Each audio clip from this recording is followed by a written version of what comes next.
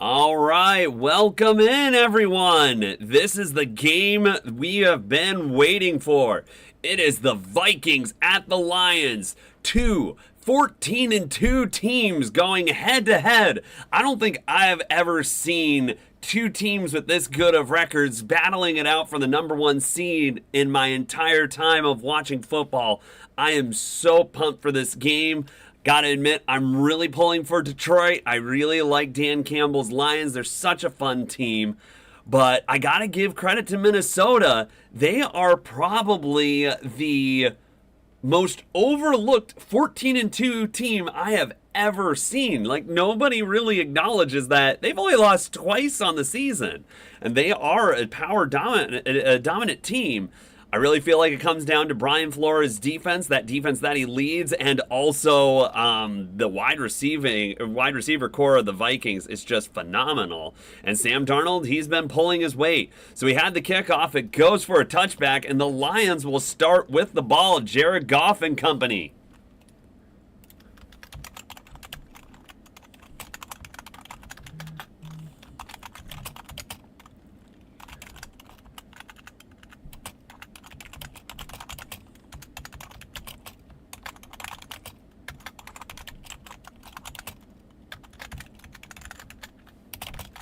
All right, so we've got the Lions' first play handed off to Jahmyr Gibbs, and he's going to get about 2 on that run, so he'll have a 2nd and 8 upcoming.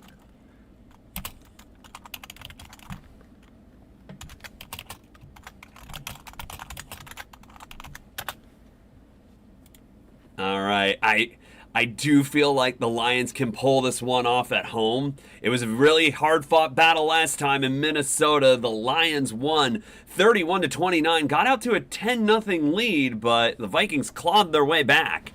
We've got Goff out of the shotgun, throws it to Jameson Williams, who had a huge game against the 49ers last week. It only goes for 2. So we're going to have a 3rd and 8 upcoming. The Vikings defense doing well. The Lions trying to set momentum, do some quick plays, and the Vikings have been on top of both of them so far. It's officially a 3rd and 5. But yeah, all of the playoff spots locked up. We can talk about that a little bit more later, but we've got 3rd and 5 upcoming. Goff out of the shotgun. Has the snap, throws, completes it to Gibbs, but he's able to shake off his tackler and get the first down. He was hit backwards, able to recover, and then gain another 3 yards to get a Lions first down. That wasn't looking good for a second, but he's able to bounce off the defender, reset his feet, switch his direction, and then get the extra yardage he needed in order to get that first down. And for any of those who are on, feel free to like and subscribe. Helps the channel. You're listening to my live reaction here on the Dustytron channel. All right, the Lions have it at the 41-yard line. Goff under center. Hands it off to Jahmyr Gibbs. Cuts it out right side. Van Ginkel gets pushed down, but he's not getting anywhere. It looks to be a loss of 2 as he gets pushed out of bounds. Yeah, and I gotta say, it's the Vikings. They pursue on defense, and they really were able to contain Gibbs on that play. They're relentless. I covered it when I streamed the Vikings Bears game with my reactions on that one. They were forcing turnovers, just relentless on Caleb Williams. Couldn't get anything going. So we've got 2nd and 13. And here's Gibbs forward on the right tackle. Looks about to be 3. So it's going to be 3rd and about 8, I think. 8, maybe 9. We'll see what they officially say.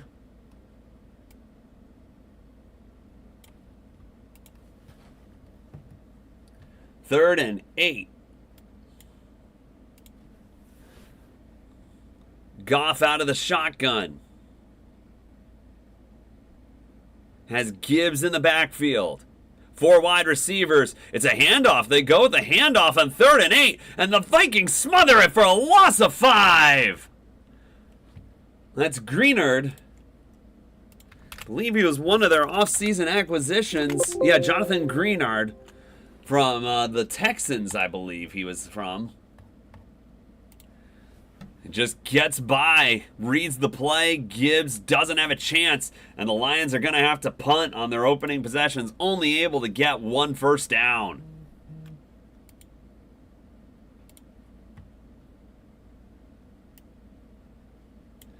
All right, we've got Fox punting here.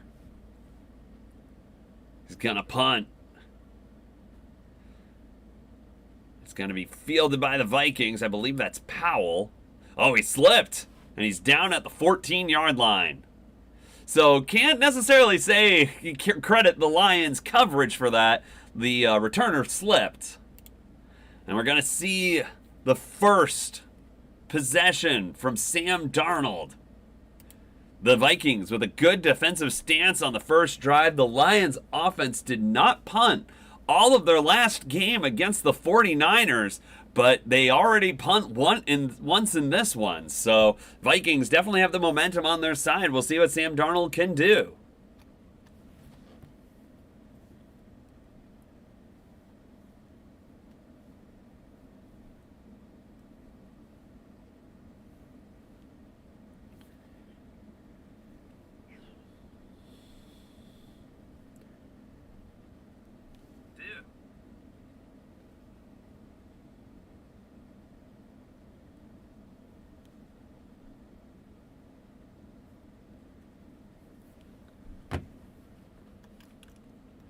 All right, so yeah, this is the last game to determine the NFL playoff picture. Yeah, and it's kind of crazy. The winner gets the bye, the number 1 seed, and the loser goes to the number 5 seed and will have to go on the road against the LA Rams. And I think I didn't follow the afternoon slate too closely, but since they dropped down to 4 and the Bucs win, I believe the Rams lost. Yeah, they lost by 5 to Seattle. So yeah, they fall down to the 4 seed. I was big on the Rams making the playoffs when Puka Nacua and Cooper Kupp came back. But they've been really sluggish the last couple of weeks. Now, the defense is really good. So I don't know if the Bucs and the Rams were 2 teams I wouldn't have wanted to play in the wild card. And the loser of this game has to go and play either of them. And the Lions, they had a hard-fought game against Stafford and the Rams last year. I don't think that's going to be an easy game if that's the matchup they get. So both of these teams, they really want to pull this one out.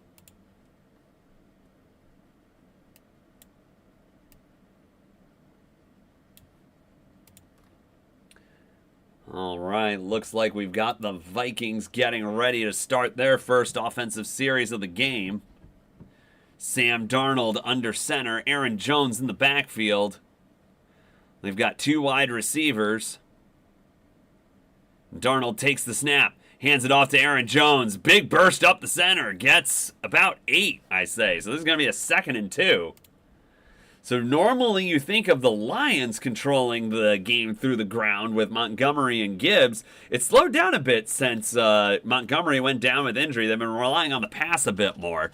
Darnold out of the shotgun on 2nd and 2. Pump fakes, throws, gets Hawkinson at the 30.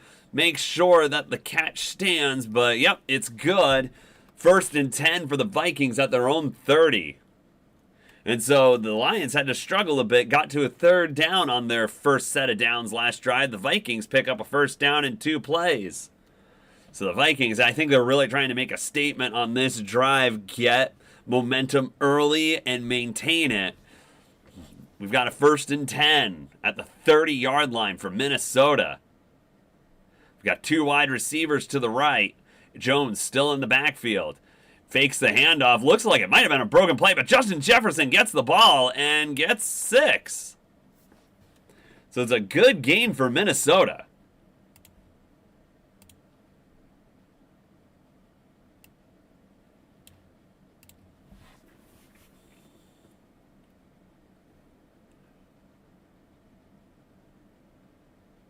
Yeah, I saw a stat earlier that since 1990, it's 76% of the Super Bowls have had a number one seed in it, so that makes it really important to get that one seed. Aaron Jones gets the ball, gets about 2, so we're going to have a third down here, third and about 1. But yeah, I feel like the Vikings are so under the radar. This is the second best season in franchise history. The only one that was better was that 15-1 season with Randall Cunningham and Randy Moss's rookie year, where yeah, if they didn't blow that lead to the Falcons, they would have made the Super Bowl. And we've got to throw to the flat on Aaron Jones here, and he's going to pick up 3 on a Vikings first down. Vikings continuing to move the chains and move down the field. We've got Vikings 0, Lions 0, with about 8.5 minutes left in the first quarter. You're listening to my live reactions here on the Dustytron channel. Yeah, just a simple throw in the flat. Aaron Jones able to get it past the marker. Yeah, and I've been surprised with Aaron Jones. I thought he'd kind of be a bit washed up when he went to Minnesota this year. He was definitely slowing down, losing some load to A.J. Dillon, but he's played really well this year. Aaron Jones gets the handoff and goes forward for about another 5. Good news for the Lions is it does appear Alex Anzalone is in this game, so they're getting a little bit healthier, but I really feel like with all their defensive injuries, they need that bye. They need to get healthy, and their home field advantage is such an advantage here. So we've got about 2nd and 4 for the Vikings at the 48-yard line. Darnold calling an audible. Running under 10 seconds on the play clock. Single back formation with Jones, and something's wrong here. Looks like a false start. That appears to be the signal as we have 7.5 minutes left in the first quarter.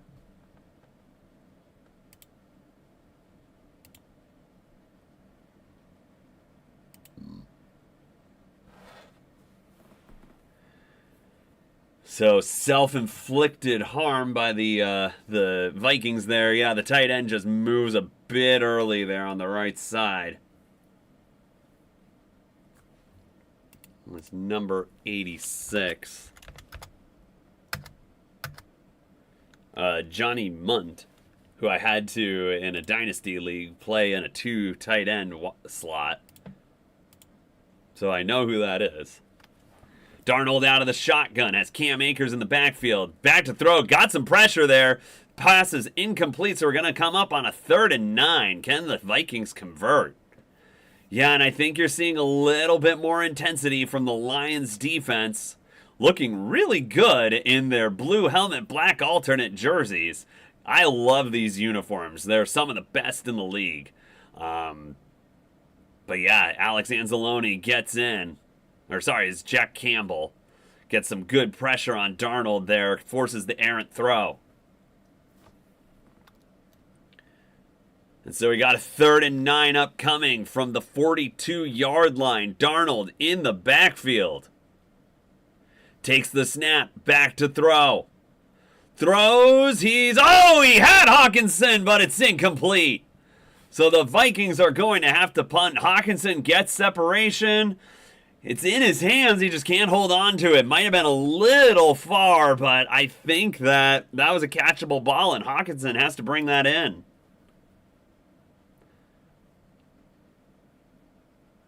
So it's going to be a punt by Minnesota.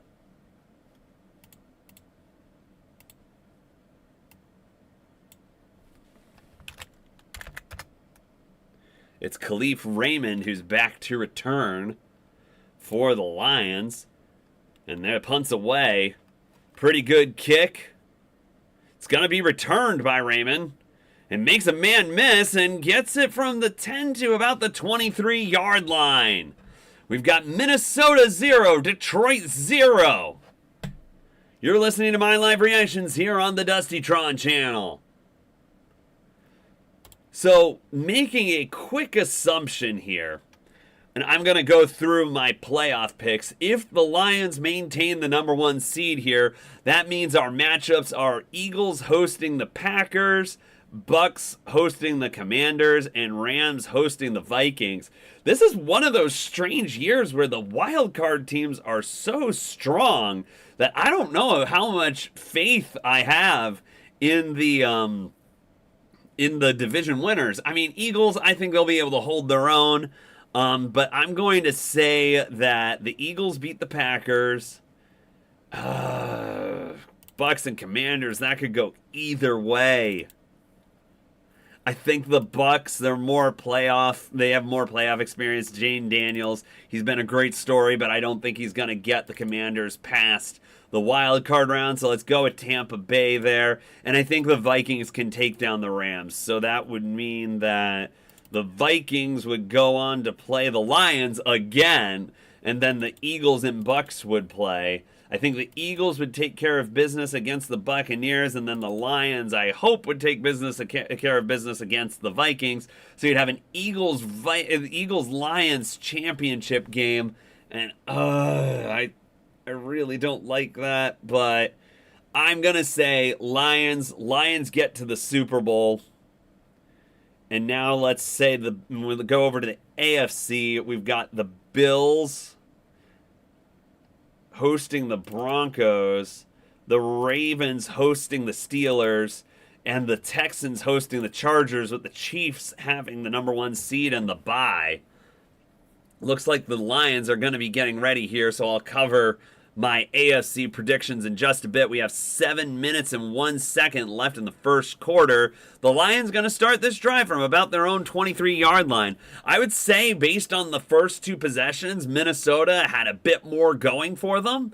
They were able to have a couple of first downs. They looked a bit more in rhythm. The Lions looked a little sluggish on their first possession, so we'll see how this goes as the Lions prepare to take the field again.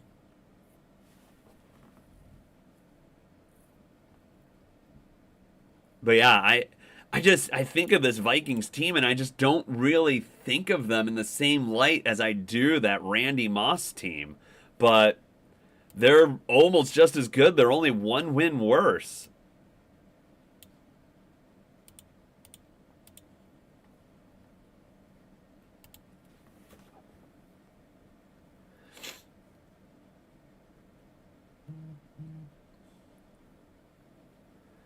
All right, so we've got Goff under center. We're still knotted up at 0. Both teams punt on their first possession. Laporta moves in motion to the right-hand side. Gibbs in the backfield. Laporta moves again. Gibbs has it and, slips a tackle and gets about 4. This is going to be a 2nd and 6 upcoming. That was a good burst of speed through the middle of the line. But yeah, not able to get too much as once he gets contact with the Vikings player at the second level. But yeah, I heard that scrimmage yards wise, the Lions are the first team to have a pair of wide receivers and a pair of running backs get over 1,000 yards from scrimmage each. That's crazy. All right, Goff out of the shotgun. Gibbs to his left. He's got 3 wide receivers. Goff steps back, surveys the field, throws. He's got Laporta, and that is a Lions first down at the 32-yard line. So the Lions attempting to establish some momentum here, come out with a bit more of an aggressive play there on first down. Or second down, I should say. Goff in the shotgun again, looks like he's coming under center. Changing the play, didn't like the look. They moved to single back, 3 wide receivers. Goff takes the snap, and it's a handoff to Gibbs, who has to do a spin move to get back to the line of scrimmage. No gain. It's going to be 2nd and 10. Yeah, the Minnesota defense, it's tough in the trenches. They're not giving up much. Yeah, Gibbs puts on a nice spin move there, but doesn't get anything. It was a nice tackle by number 52. I believe that's Ward, Jihad Ward. And so Goff takes the snap, Surveys the field, goes long, and he's got Amon-Ra St. Brown to the 44-yard line of Minnesota. Big gain on the play. Want to say that's probably in the 25 to 30-yard range. Yeah, Amon-Ra he's so good at finding the holes in the zone, finds it there, gets open, and it's now the Lions are at the Vikings 44-yard line with a first down. Goff a little flushed in the pocket, stays in there for a while, attempts to get it to Craig Reynolds, but can't get it there. Incomplete, it's going to be 2nd and 10.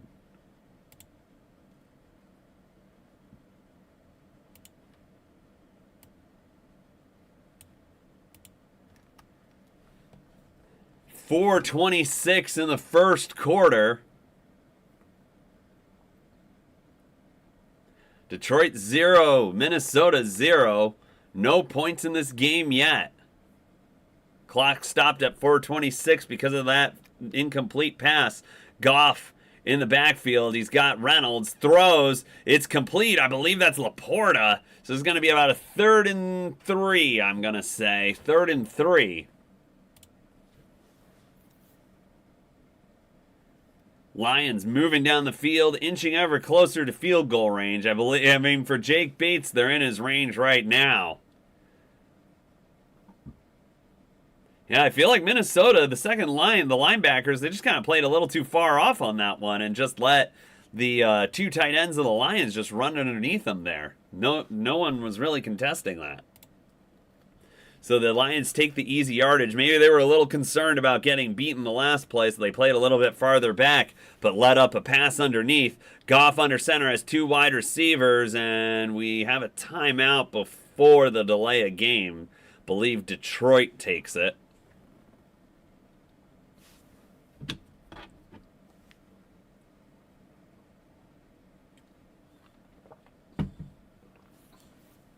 Detroit does take their first timeout, and yeah, on a 3rd and 2, like, you don't want to have to take that timeout, but there's a big difference between 3rd and 2 and 3rd and 7, especially when you've got one of the best O-lines in the league, and you can just push the D-line to get those few extra yards. So you kind of want to keep the 3rd and 2, but yeah, if you're Detroit, you really don't want to burn those timeouts early.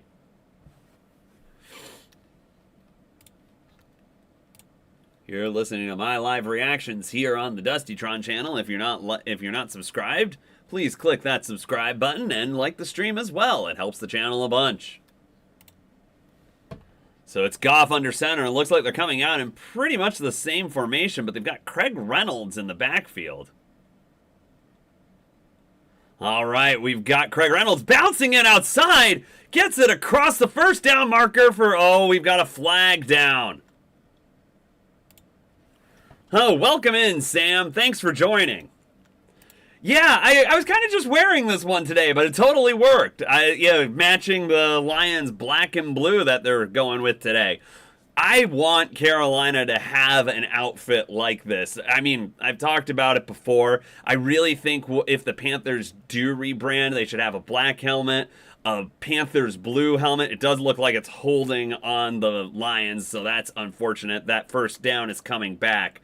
And keep the silver helmet, but make it a throwback to their 90s uniform. And really focus on the black and the blue. Those are their 2 best colors.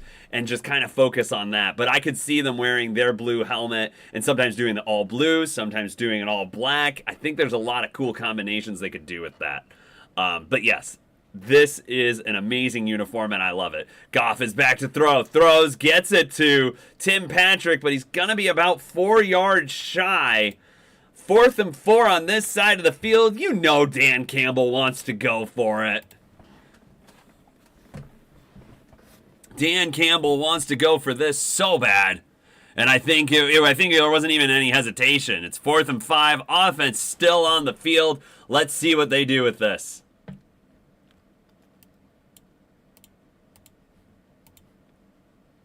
All right, we got Goff in the shotgun. We've got Gibbs back there as well. Under 2.5 to play in the first. Goff, there's a free rusher. He throws, but he gets it to Jameson Williams, who gets past the first down and more. about 8 yards past the first down marker. I didn't know if Goff was going to get it there, as there was a free rusher right on the right side. But the Lions are able to convert the fourth down and get it to the Vikings 30-yard line. Another Lions first down. Yeah, nobody picks up 44 of the Vikings. I must confess, I don't know my Vikings as well as I know my Lions. That's Josh Metellus, it looks like. And we've got the first down play. It's a handoff to Gibbs, and he's got room to work. He gets a hole, and he's on his way to the end zone for a Lions touchdown. 30-yard touchdown run for Jahmyr Gibbs. Wow. So the Lions a little sluggish on their first possession, but wow, they come out after the fourth down play and just hit a home run. It's actually a 25-yard run. Sorry, not 30. Jahmyr Gibbs, nicknamed Sonic, dashes to the end zone. And the Lions are the first to score in this battle of Titans. This battle of 14-2 Titans. But not actually the Tennessee Titans. Jake Bates kicks the field goal and makes it 7-0 Lions here in Detroit. 7-0 Lions over Vikings. You're listening to my live reactions here on the Dustytron channel. All right, Sam, so we've got all of the playoffs set. I went through the playoff picture on the NFC side, assuming the Lions were going to win. That's who I'm pulling for, so I'm kind of hoping that that goes. I had them getting to the Super Bowl, barely beating the Eagles. But it's kind of interesting because the Bucks and the Rams, they are definitely dark horse teams there. The Vikings, I think, are going to have a tough time against the Rams, but I do have them beating the Rams if they do lose this game and end up at the 5 seed. I do have the Commanders and Packers losing to the Bucks and Eagles respectively. Eagles take care of the Bucks, but then the Lions are able to beat the Vikings again, and then the Lions overtake the Eagles to get to the Super Bowl. That is my prediction right now. But that can obviously change if the Lions get that 5th seed and have to play Stafford and the Rams. That was a tough game last year. But going to the AFC playoff picture, I hadn't made my picks here yet. We've got Bills hosting the Broncos, Ravens hosting the Steelers, and Texans hosting the Chargers. I really think the Broncos could put up a good fight against the Bills, but I think the Bills are going to pull that one off. So Bills there. Ravens. The Steelers are just limping their way into the playoffs. I have the Ravens winning that one easily, and I think the Chargers beat the Texans. Texans just aren't really showing me anything. So we've got the Chargers would go to Kansas City, and then the Ravens would play the Bills. Oh my gosh. The Ravens and the Bills, it's the battle of the two teams that can't beat the Chiefs. Let's start with the easy one. The Chiefs are going to beat the Chargers. It's just going to happen. And then Bills and Ravens. I feel like that's a toss-up, but I think I'm going to give it to the Ravens. So we're going to have a rematch of the AFC Championship game. Chiefs and Ravens. We all know on the big stage, the Chiefs just always find a way to win. I think you're looking at a Chiefs-Lions Super Bowl, and I can't. I want to pick the Lions, but it's pretty hard to pick against the Chiefs. But I'm going to stick with it. I think that the Lions get to their first Super Bowl and win it. The Lions will take down the Chiefs in a battle of number 1 seeds. That's what I've got for my official playoff prediction. I could be totally wrong, and hopefully I don't jinx the Lions by saying that. All right, Sam, let's see what you're saying here. I could see that happening. I think all the games will be close. I think that the Bucks have a bit more playoff experience than the Commanders, though, so I think I'm going to go with the Bucks there. Yeah, I agree with you, Sam, there. I am not believing in the Texans, Steelers. I mean, I think the Broncos might be able to keep the game close against Buffalo, but I think Buffalo really is the better team. But yeah, that's kind of what I see playing out in the playoffs. But of course, I'll have to make these predictions again if the Vikings indeed get that number one spot. That is true. The Chiefs might have rust. It kind of makes you think of the Packers back in 2011. All right, we've got the first play for the Vikings here. Darnold out of single back, getting chased, and oh my gosh, takes a huge sack. Loss of, I want to say, 17. He's all the way down at his own 3-yard line. That was a terrible play by Darnold. You have got to get rid of the ball in that situation. But I was also talking about the importance of the Lions winning this game so they can have that extra bye week to get healthy. Like the Lions, they haven't been resting their starters, but some of the players who are injured who could come back in, they need time in order to come back. So I feel like the Lions definitely need that 1 seed.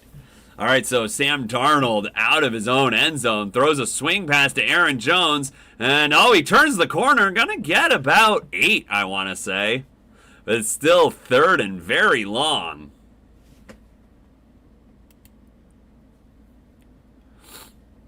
As we wind under 1 minute left in the first quarter, yeah, it's 3rd and 18, so they picked up 9.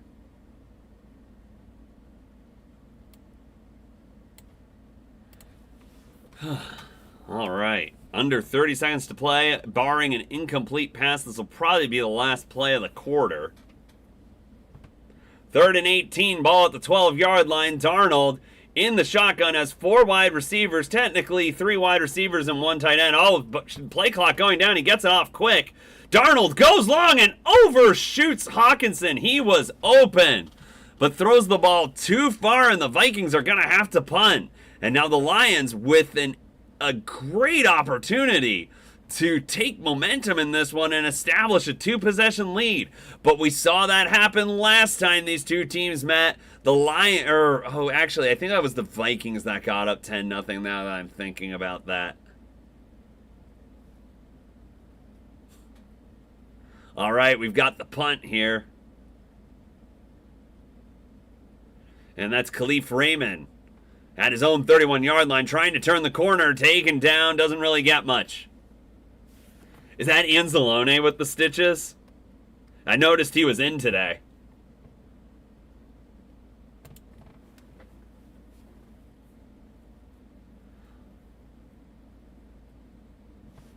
All right, let me check over here if that ended the first quarter.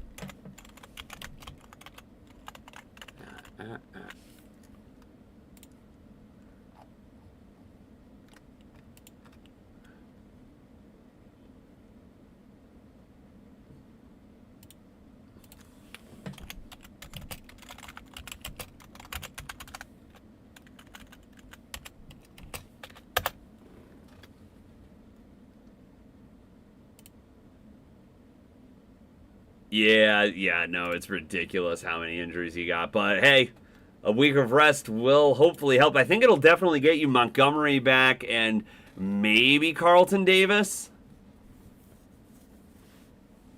Yeah, I think you'll definitely get Montgomery back if you get the bye.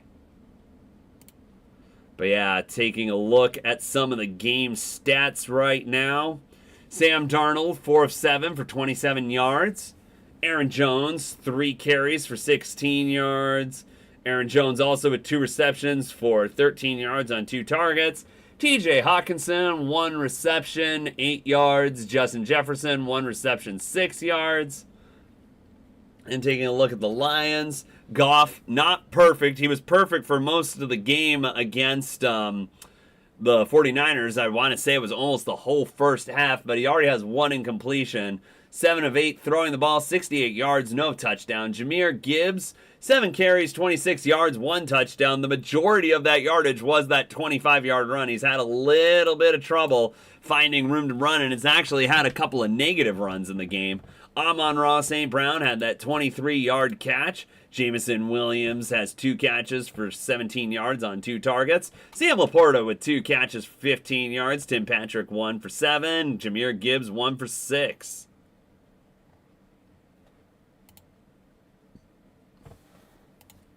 as we wait the Lions to start up their drive again.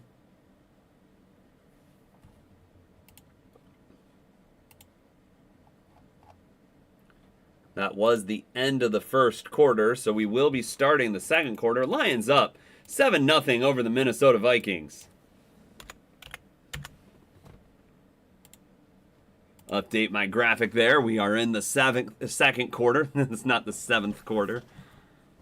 All right, we got Goff out of the shotgun from his own 31-yard line. Jahmyr Gibbs in the backfield to his right. That looks like a false start. There was some movement.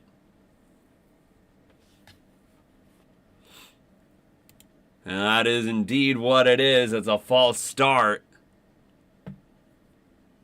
False start on Penei Sewell. He has been a phenomenal left guard. I wanted, it looks like, yeah, he actually plays right tackle. I wanted the Panthers to be able to pick him up so bad, but he was picked before we had the chance.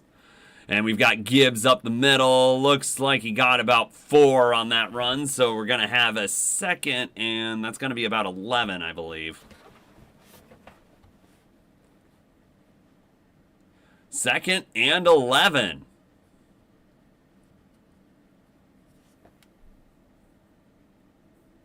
Start of the second quarter here. Lions able to get a touchdown on the last possession and demolished the Vikings offense. Got a huge sack, and they were never really able to pull. Oh, that was a dangerous play. And Jahmyr Gibbs takes a huge shot from Van Ginkel, and he is down. That is not what you want to see with your star running back. He took a shot, and Goff put him out to dry there. Ginkel shoots it. He knows what the play is, and Gibbs gets obliterated. Oh, that is a tough hit. Yeah, and Goff has to see that coming and maybe try to do something else. You can't let your receiver take a hit like that. We've got a 3rd and 20. Vikings only rushed 3, and they're going to get there. They sack Goff. Greenland had a big tackle earlier in the game, comes up with the sack here, and the Lions have a drive to match just how bad the Vikings was the last drive. So they do not take advantage of this opportunity and instead have some pretty terrible football there. Yeah, when you get sacked on a 3-man rush, that's pretty bad. All right, so the Lions punt it away. The Vikings probably going to get good field position here. Powell brings it back, has it at the 50, and that's where the Vikings will start, at the 50-yard line. So the Vikings, they got to take advantage of this field position. We're going to see if Gibbs is okay. I wonder if he's going to go into concussion protocol after that hit. Yeah, Goff, he can't throw that ball. You see that defensive lineman zooming right in there. I don't think he can throw that. That was a very scripted play, and he's got to see that. But I don't know. Like, I know a lot of people were saying Goff for MVP and that Goff is, like, super good. I've always seen him as kind of a guy who does run a script. I feel like Ben Johnson runs a very good offense for him, and he's able to execute that. And you saw that with Sean McVay and the Rams, where he was having success and took him to the Super Bowl when he was able to work within that system. Now, the difference being he fell out of favor with McVay, and then he just moved on. But and credit to Goff figuring out a situation where he was able to kind of get his career back on track. But even at the start of the season, I did not rank Goff particularly high. I think I had him in the top half of quarterbacks, but I just still wasn't convinced that he was one of those top tier talents. And I think it's plays like that kind of show it. Like, he's definitely got the arm talent and stuff, but you got to be able to see those plays that are going to get your players hurt and not just script them. Because if the Lions lose Gibbs, that's huge. 7-0 Lions over the Vikings. But Sam, who do you have for your Super Bowl pick? Assuming, let's just assume the Lions get the number 1 seed.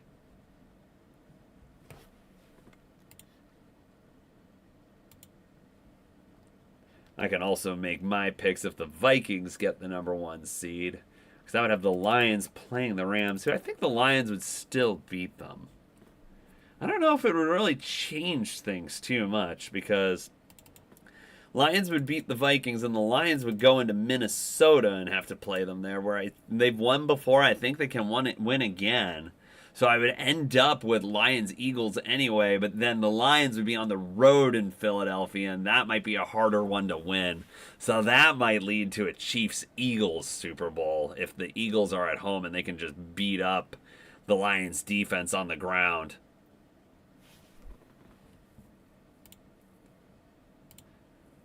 All right, the Vikings prepping this drive. They've got great field position.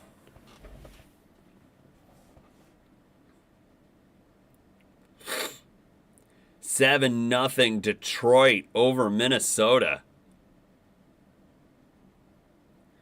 Darnold at the 50-yard line. Here he comes. It's a handoff. That's to Akers. Akers only going to get 1.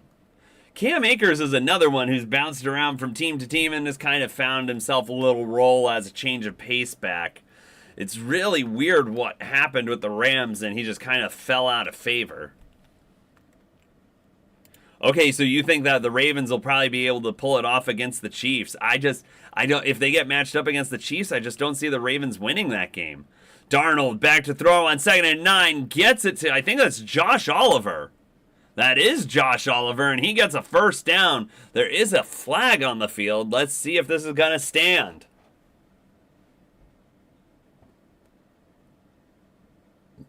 Might be against Detroit. That's kind of what their reaction looks like.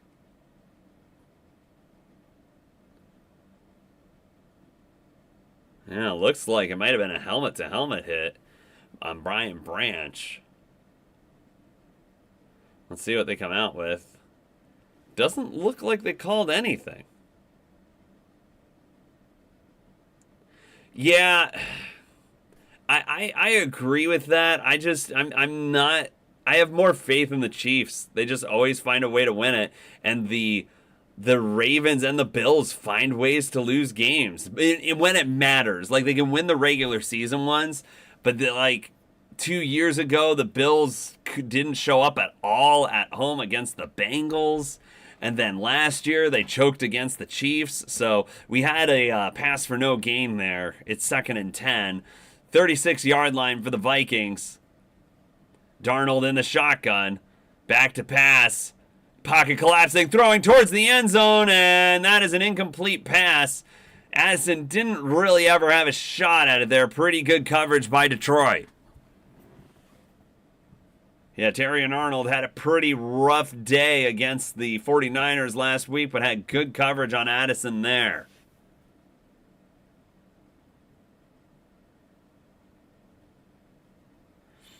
So we've got a 3rd and 10. You know, Darnold overshoots Addison a bit there, but it's not like Addison had a ton of separation, so he kind of had to lead him. 5 on the play clock. Can they get the play off? 2, 1. Oh, it's going to be interesting. It looks like they got it off. Oh, and pressure. He's got Jefferson wide open. Jefferson gets it to the 5-yard line, and that's a Vikings first down, and they will have goal to go. 1st and goal, Minnesota. Yeah, Lions brought the house on that one, and they almost got there. Now, this one's interesting. I don't like that. I think he didn't get that play off.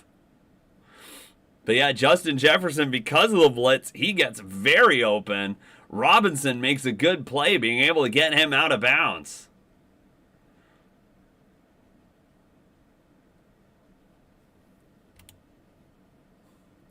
All right, it's 1st and goal from the 5-yard line. It's a handoff to Cam Akers, not Aaron Jones. And he's only going to get about 2. So we've got a 2nd and goal coming up. Kirby Joseph made the tackle along with someone else I didn't see. 7-0 Detroit, but that lead very much in danger of being encroached upon here as we go under 10.5 left in the game. Not in the game, the 2nd quarter. Yeah, I really hate those delay of games where it's like they give an extra second when it's on 0. It's very tic-tacky. I don't like it. In fact, if it's at 0, it's at 0. And it looks like the Lions might have called a timeout. Something odd happened there. Well, the play clock is running. 2nd and goal. 15 on the play clock.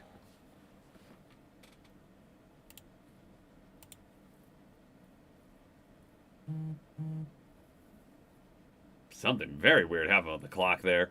Darnold back to throw. Pocket collapsing. Lobs it into the end zone. Looks like he's just throwing it away. And we're going to have 3rd and goal for Minnesota here.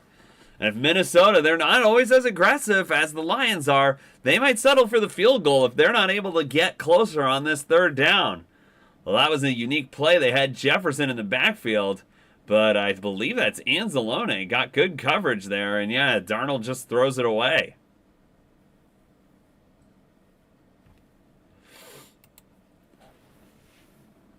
Third and goal at the Detroit 3-yard line. Darnold out of the shotgun. Aaron Jones in the backfield. 4 wide receivers. One of those is a tight end, Hawkinson. Throws it and overshoots Hawkinson. That's the 2nd time he's overshot Hawkinson today. And yeah, I think the Vikings are probably going to take a field goal here. We'll see what they come out with. But they've had 3 very lackluster plays, and if you were planning on going for it on 4th, I would think you would have taken the run there to try to see if you could get that and then maybe try something else. But you're no closer than you were, 3 yards away. This is a big play for the Lions defense, which is playing significantly better than it did last week against San Francisco. They weren't able to do anything. Well, they did at the end of the game, getting those 2 interceptions, and that's what saved them. But, all right, the Vikings do go for it. Darnold, flushed in the pocket, throws and cannot get Justin Jefferson. And that is a turnover on downs for the Vikings, and the Lions will take over. Yeah, I didn't like that. I think they should have taken the points there. You have field position that good. I know the argument is like, hey, we've got an opportunity this close. Let's try to get the 7. It puts the Lions in bad field position, but yeah, Darnold with the errant pass there, not able to get it to Justin Jefferson.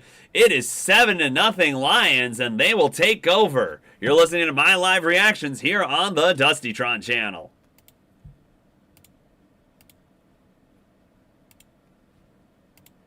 All right. So I'm kind of surprised here, not getting too much traffic on this super important game. We still have the Packers and Lions game as the top game here, volume-wise. Yeah, I mean, I see the argument that it's like, hey, maybe you take the shot because it puts the Lions in bad field position. But yeah, take the 3. I think you're going to want those points later. And I think it's one of those things where it's not like you were actively getting closer to the end zone, you were having close plays. All 4, besides the run which got you like 2 yards, the other 3 plays were terrible. So you got to kind of measure that, and it's like, okay, it's just not working right now. Let's take the points, let's get the field goal. But I have to say that I'm pretty happy with my Panthers with how they performed today. 44-38, winning a shootout with the Atlanta Falcons. I felt like they were kind of like having to win the game the way that the Lions did with how putrid our defense was. We could barely stop. I don't think the Falcons punted in that game. It was ridiculous. But hey, Bryce Young came out and played fantastic. 123 quarterback rating, 3 touchdowns passing, 2 touchdowns running, and we've got some momentum to build on in the offseason. And my view going into the Panthers this season was, hey, 7 wins would be a phenomenal season. But what I want to see is progress on the offense, because if you can get the offense right in this offensive-driven league, you can fix the defense. I feel like you can fix the defense through free agency and whatnot. Yeah, I agree. I think that's really something that you can take into the off season and build upon that momentum. Now, knowing how the Panthers are, they'll have some expectations next year and start the season like 0-6 and then play meaningless games for the remainder of the year. I'm going to be pessimistic like that until they show me I should be otherwise. All right, looks like Jahmyr Gibbs is back in the game. He gets the handoff, hits the corner after not being able to push it up the middle, gets about 3 yards, looking at about a 2nd and 7 here. Lions have to be careful. They're close to their own end zone, so a mistake could give the Vikings a lot of chances. It just as good of a chance.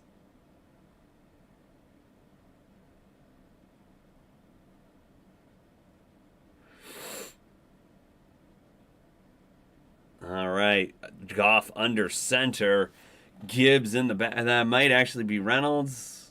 Actually, I think it's Gibbs. Yeah. Oh, Goff! Get rid of that! That is a terrible play. I think that's going to go for... They're ruling it an incomplete, but who was the receiver? Was it Gibbs? If that's intentional grounding in the end zone, that's going to be a safety, and the officials talking about it. That play blown up by the Vikings defense. And like I was saying, bad things can happen this close to the end zone. It looks like they are calling it an incomplete pass.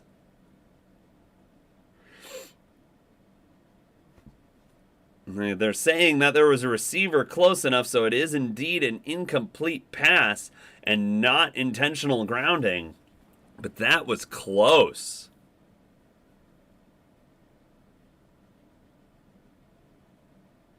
Yeah, Goff, yeah, it does look like he grounds it at the feet of Gibbs, so that is indeed an incomplete pass.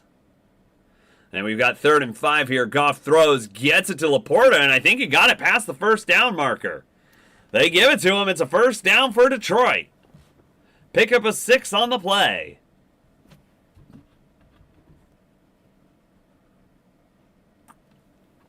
As we run under 9 minutes left in the second quarter, 7-0 Detroit over Minnesota. Goff under center, Jahmyr Gibbs in the backfield. Single back formation. And there he goes up the middle, gonna get about 1. Besides that touchdown run, I feel like the Vikings have done a very good job containing the Lions' running game so far. But yeah, Lions incredibly fortunate that that was not a safety, and they're able to convert. Yeah, it's kind of odd. It's close enough to Gibbs, but it's past him? All right, we've got a handoff to Craig Reynolds, and he's going to get about 8 on that run, setting up a 3rd and 1 at about, I believe, the 23-yard line. Yeah, so what's your view on that play, Sam? I think it's the right call, because you could say that it's just Gibbs wasn't expecting it and it went past him, and therefore Gibbs was the intended target, but it looks to me like Goff grounded it at the feet of his lineman. But the rule is, I believe it's like a receiver has to just be within 10 yards of the ball, and it's not grounding. So I think it's the right call. 3rd and 1 upcoming here, Laporta in motion.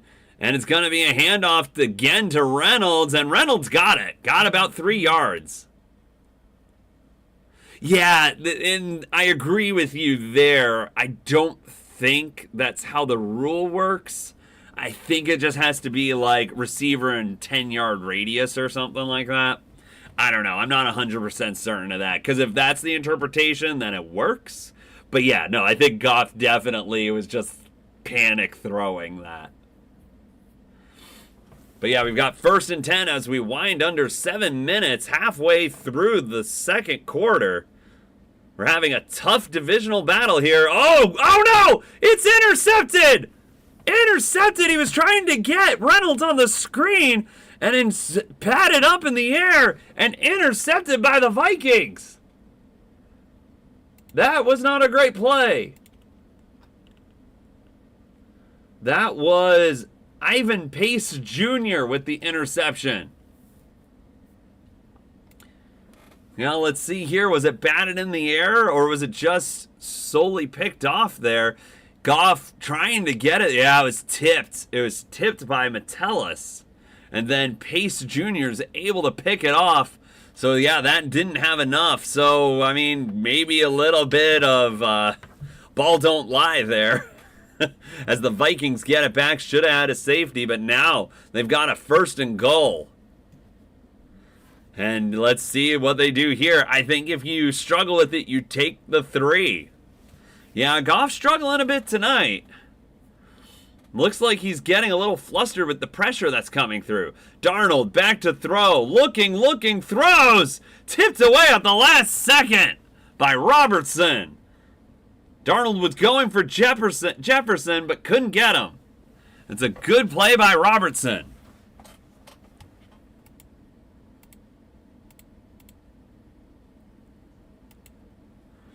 Yeah, and I've been impressed with how the Lions have played against the Justin Jefferson right now. They really haven't let him get open. I think he has 2 catches for like 16 yards or something like that. All right, it's Darnold under center. Looks like they faked the handoff again. The Vikings allergic to running the ball here. Throws and Jefferson could not get it. He couldn't handle it when it first hit him. Catches it on the rebound, but could not keep his feet in. So the Vikings with so many opportunities at the goal line here, and they just are not executing. Yeah, once he corrals it, his left foot is already out of bounds. That's just unfortunate because it's great concentration on his part, but he's already at the back end zone line and just, yeah, that's not going to get it done. You have 0 room for error when you're on the back line of the end zone. So 3rd down for the Vikings. I think if they don't gain anything here, you got to take the 3. Lions bringing the house again, and it's Jefferson misses it. He's open, and he kind of stopped. And just couldn't get there. Maybe it was a little overthrown by Darnold, but I feel like Justin Jefferson just kind of quit on this ball a little bit. Maybe he lost where it was, but that I thought for sure was going to be a touchdown. Well, let's see if the Vikings make the right move here and actually bring out their field goal unit and get some points on the board. And they do. Be hilarious if they miss this.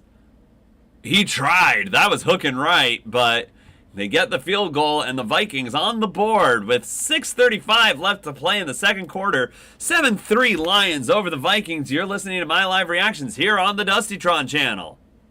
Yeah, I couldn't believe that he didn't get that wide open. So Justin Jefferson having some troubles today. I mean, you can't. Darnold is going for him. Darnold is looking for him. So he's continuing to get the targets. Let's take a look here at the stats because I want to say he's got a lot of targets, but not a lot of receptions. Yeah, 6 targets, only 2 catches. 2 catches for 37 yards. Yeah, one of those was a bit of a longer one. I know one was shorter. But yeah, Darnold 7 of 17. Goff 9 of 12 with a pick. So Vikings, they don't press their luck anymore. They hadn't gotten any yardage. They just decide to take the field goal this time. And it's 7-3 Lions over the Vikings.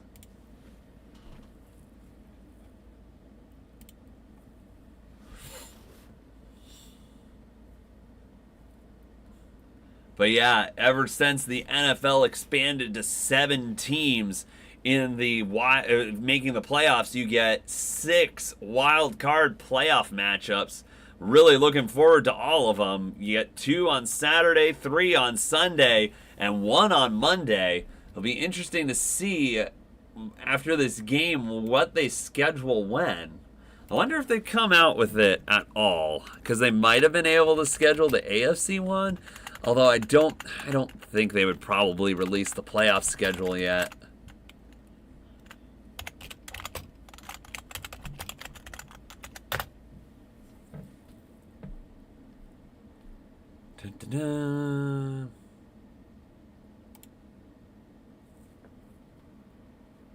Oh, actually, it looks like it is here. So we've got the first game is going to be Chargers at Texans, 4:30 on CBS. And then the Prime Video game is going. Prime Video game. The Amazon Prime exclusive playoff matchup is going to be the Steelers at the Ravens. And then on Sunday, you've got Broncos Bills, CBS at 1 p.m. Packers Eagles, 4:30 p.m. And then Commanders at Bucks. That, I think, is going to be. I don't know if that's a Peacock exclusive one. I know they did that last year, but maybe it's just Prime is the exclusive one this year. And then it's either the Vikings or Lions at the Rams as the Monday night game. All right, we've got the kickoff upcoming. There's the kick. It's sailing. Might go out of bounds. Nope, gets into the end zone. That's a touchback. That was a little ugly there.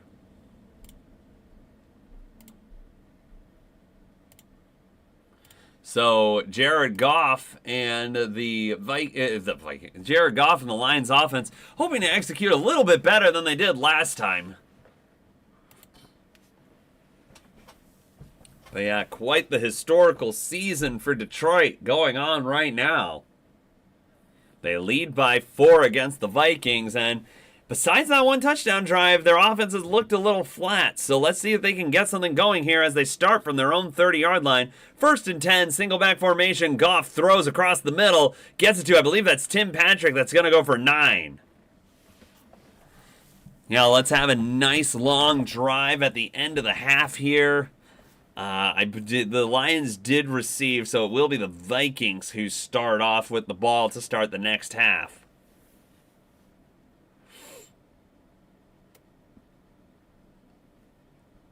Seven to 3 Lions over the Vikings. They've got a 2nd and 2 from their own 38. Goff got pressure, but it's picked up. Amon-Ra St. Brown catches the pass, and he's going to get it to the 49-yard line, and that's a Lions first down. So Goff hurrying up the offense, but you also want to use a good amount of time here. Don't give the Vikings a lot of time to respond. We saw the Lions try to pull that off at the end of the half against San Francisco last week, but then San Francisco went down the field in like 50 seconds. We've got a handoff to Jahmyr Gibbs here, goes for about 3 yards, going to have a 2nd and 7 upcoming.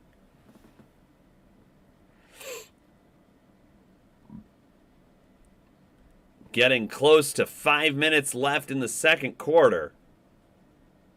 You're listening to my live reactions here on the Dustytron channel.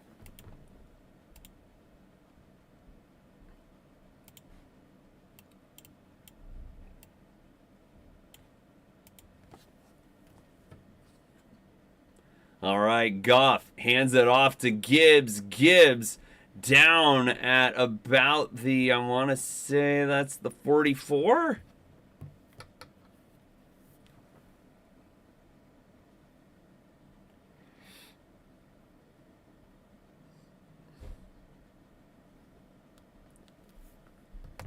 All right. See what's going on here.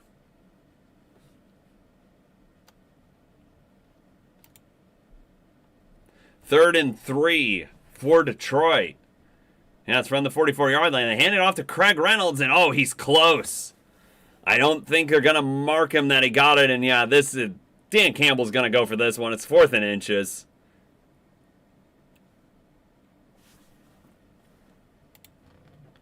Dan Campbell absolutely going to go for this one.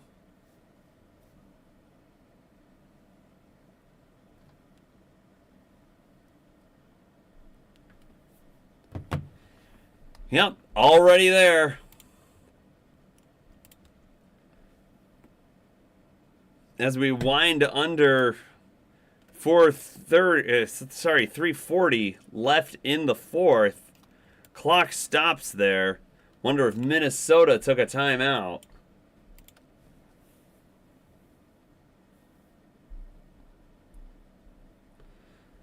Detroit is challenging the ruling on the field that he was short.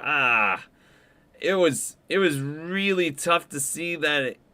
Yeah, I don't think you're gonna overturn that. He's like right on the line, and I don't know if you really want to waste one of your timeouts on that.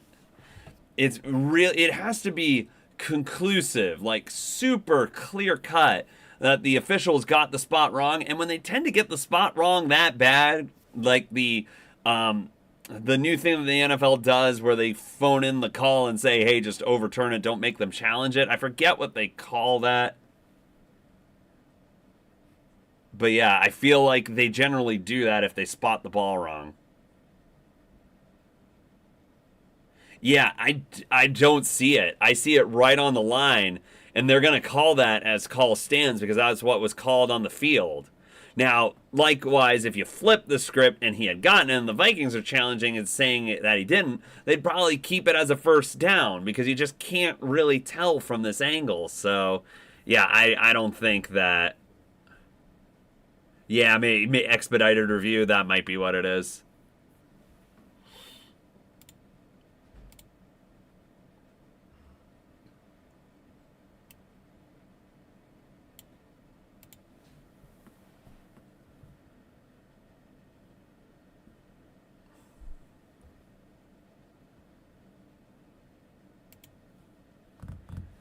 Yeah, you always... From whenever... Like, they've made the challenge process a bit more streamlined, but it still takes forever. I remember watching football growing up, and it's like, oh, they're doing a coach's challenge, and I swear it could take like 5 to 10 minutes, and it would just kill the pacing of the game. But yeah, I do think they've gotten a little bit better with it. I'm going to see if that one playoff game is a Peacock exclusive. It'd be Commanders Bucks.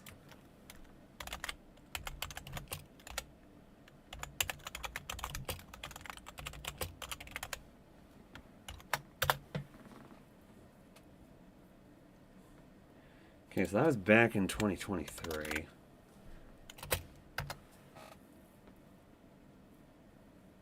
Yeah, because it might just be simultaneously cast. Oh, it was the Brazil game. All right, so it's 4th and inches. They're going for it. They're throwing it. And something happened there. It's incomplete. I wonder if the pass got tipped at the line. But it didn't get close to anyone there. Yeah, and I was like, oh, if they're going to run that ball, the Vikings got really good pressure up the middle, so that probably wasn't going to convert.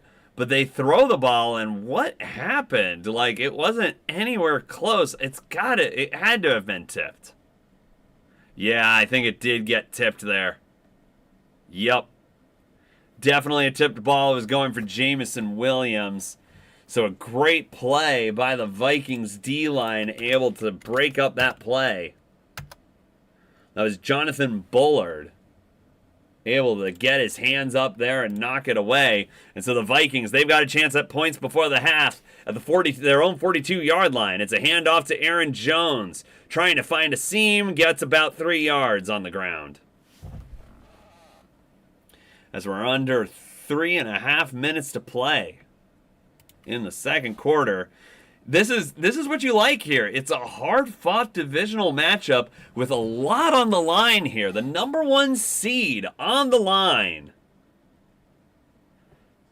2 14-2 juggernauts.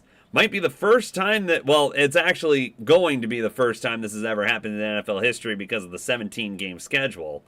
Darnold back to throw. Oh, getting pressure. Gets out of there. Scrambling, but oh, he does get away from the pressure and picks up about 2. I really thought that the guy who was chasing him was going to get him by the feet, but he doesn't. But it is a 3rd down for Minnesota. If they don't pick this up, the Lions are going to have another chance before the half to get another shot at the end zone.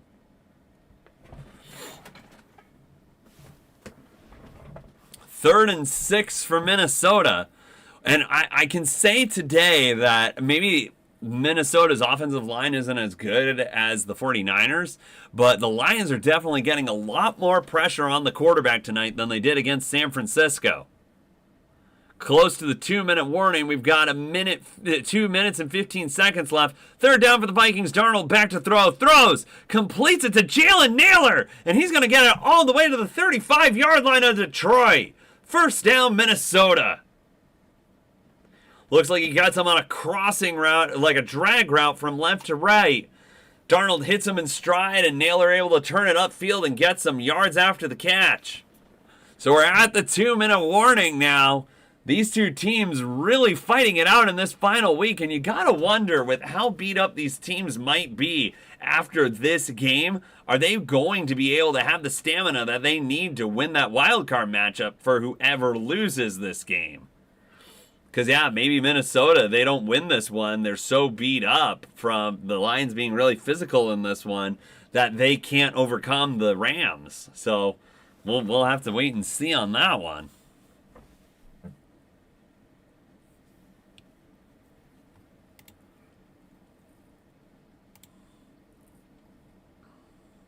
But yeah, the Bengals, everything went the way it had to for the Bengals. The Dolphins lost to the Jets. They won their game against the Steelers. But then, like I said on my last stream, I mean, the Chiefs' backups aren't the Chiefs' starters. But to get blown out 38-0 to the Broncos, I kind of feel like they might have been throwing that game a little bit so that the Bengals did not get into the playoffs. But you look at the Bengals season, just any one of those super close games, if they could have won them, they would have been in the playoffs instead of the Broncos. And I feel like the Bengals could have made a lot of noise, but just couldn't pull it off. Yeah, I think I saw when they were starting to make their run, they had like a 4% chance of making the playoffs, and they almost everything went the way that it had to, except that one final loss for the Broncos. But yeah, what a season from Joe Burrow in that offense. Did Jamar Chase finish as the receiving leaders? Let's see who the NFL stat leaders.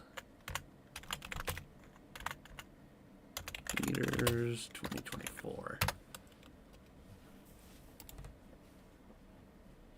Yep, Burrow finished with the most passing yards. Not quite a 5,000-yard season, but 4,918. Pretty much 600, or I want to say 500 ahead of the next closest, who is Jared Goff. Saquon Barkley finished with the most rushing yards at 2,005. Got the 2,000 mark, but wasn't allowed to play the last game. Got sat and wasn't able to go for Dickerson's record. All right, we've got a 1st and 10 for the Vikings at the 36-yard line. Darnold hands it off to Aaron Jones. Hits a wall, but able to spin around and get 4 yards out of that. So both teams have had opportunities to take momentum in this one, but neither team has really been able to capitalize. You feel like if one team had capitalized on all their opportunities, this could be a 3-possession game on either side, but they just haven't really been able to capitalize. Both teams playing incredibly hard, but I feel like the Vikings have been messing up in the red zone. Darnold pitches it to Jones on the right. He's got some room to work with and gets it to the 21-yard line. Flag in the back half end of the play. The Lions are pointing to the Vikings. We'll see what happens. Vikings pointing to the Lions.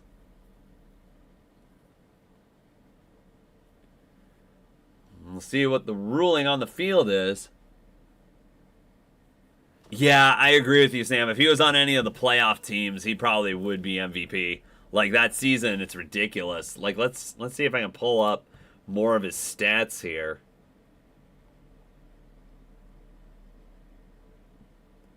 %70% completion percentage, 4,900 yards, 43 touchdowns, 9 interceptions, rating over 100 at 108.5. Like, those are absolutely great numbers. And yeah, just kind of overlooked because of how bad Cincinnati's defense was this year. It was crazy. I think there were 3 games where they scored over 35 and lost. All right, Darnold takes the snap, hands it off to Aaron Jones on 1st and 10. It looks like he only gets 1, so this will be a 2nd and 9 upcoming. The Vikings have control of the clock. The Lions only have 1 timeout. So because they lost it in the challenge. So the Lions aren't really going to be able to have a shot to get the ball back. So if you're Minnesota, you want to control the clock. You've got all 3 timeouts. Don't leave time for Detroit to respond here. And Darnold takes it from the shotgun on 2nd and 9, throws it underneath to Aaron Jones, gets about 2. So this is going to be a 3rd and 7 as we wind under 40 seconds left in the quarter. 3rd and 6 is the official ruling.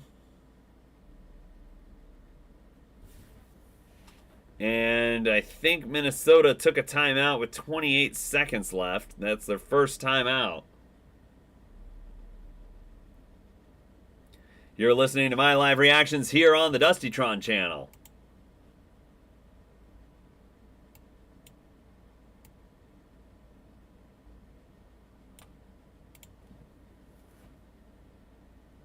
(7-3) Lions over Vikings, but the Vikings getting close to being in goal. They're in the red zone. Can they get points before the half? They've got two timeouts. A 3rd and 6 here, though. They've got to convert if they want to have a shot at more than just a field goal here. Yeah, I really thought that this was going to be a shootout, this one, but not looking that way. Very low scoring. Only 10 points combined so far in this first half. Darnold from the shotgun. Jones was in the flat. Throws. He was kind of throwing for Naylor, but was off his back foot. Incomplete. So it looks like the Vikings are going to settle for 3 here.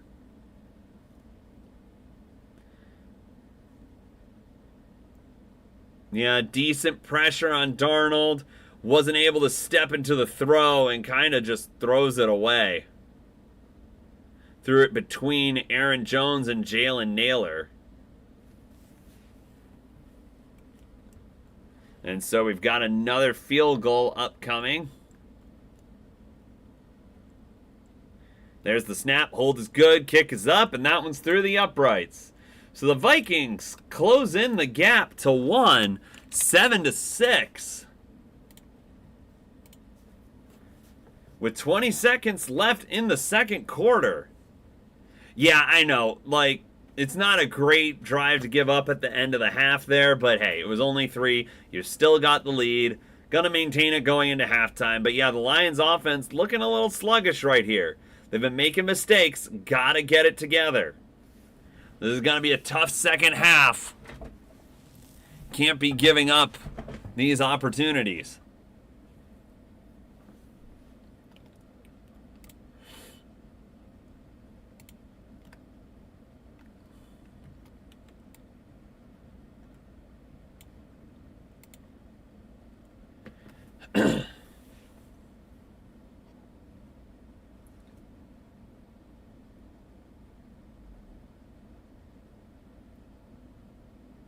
And I've almost assuredly bet that the Lions will kneel the clock out when they get this kickoff. So we're pretty much at halftime, unless maybe Minnesota kicks an illegal procedure. They only have 1 timeout, so not too much they can do with the ball here.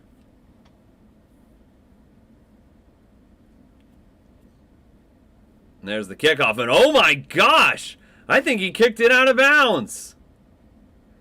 This kicker having trouble with the kickoffs. He's 2 for 2 with the field goals, but once again hooks it left, and this time it does go out of bounds.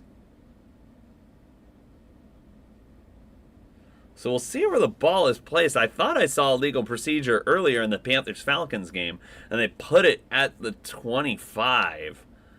But illegal procedure usually goes to the 40.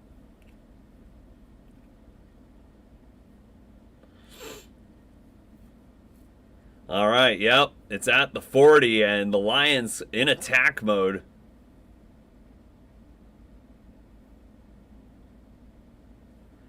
All right, back to throw. Throws. Oh, he got Amon-Ra. He gets out of bounds. Only 5 seconds taken off the clock at the Vikings' 44-yard line. Big play for the Lions, and they're getting closer to a Jake Bates field goal. And if you're Minnesota, this is a choke before the half. If you kick a legal procedure and then you let the Lions nullify your field goal before the half by letting the Lions get one of their own. Gibbs in the backfield, Goff in shotgun, 15 seconds, timeout in their back pocket at the 41-yard line of Minnesota. Back to pass.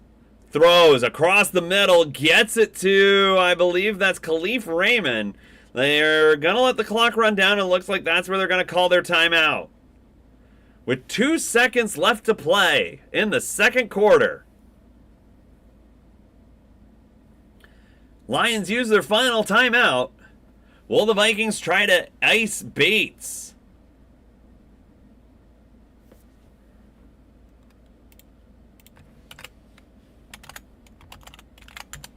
Will Richard is the kicker for the Vikings. And he has had 2 ugly kickoffs, only one of which ended up out of bounds. Yeah, like, he seems to be doing okay on the kicks, but the kickoffs have been looking really ugly. So this is going to be a 48-yard attempt for Jake Bates, well within his range.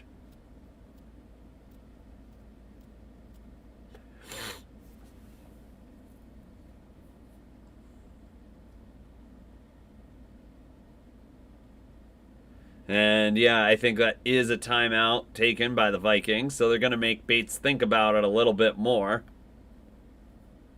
Kevin O'Connell's like, hey, yeah, you can think about that kick a little bit more. I've heard icing the kicker doesn't really do much, but you're just trying to do something to get into their head. But Jake Bates has been solid this year. Sure, he's missed a couple, but he has been very reliable for the Lions right now. Not going to quote any stats because that is the announcer, Jakes, but here we go. Bates from 48 out. Kick is up, on its way, and it is good. Lions nullify the field goal by the Vikings and go into halftime, reestablishing their 4-point lead. They will take a 10-6 lead going into halftime. You're listening to my live reactions here on the Dustytron channel.